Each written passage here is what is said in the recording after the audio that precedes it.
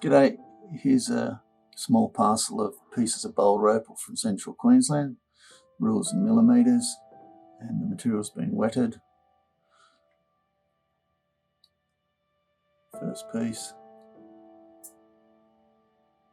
it's got a seam coming back down through there, but I think probably that'd be worthwhile grinding down, see if you've got a bit more fire. Second piece, this back bit needs to be cut off.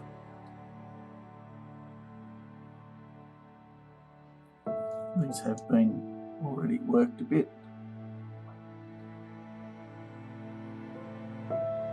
Some are better than others.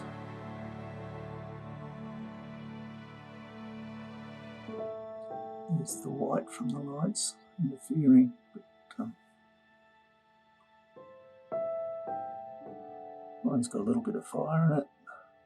Anyway, they are what they are. I hope you've enjoyed. Cheers.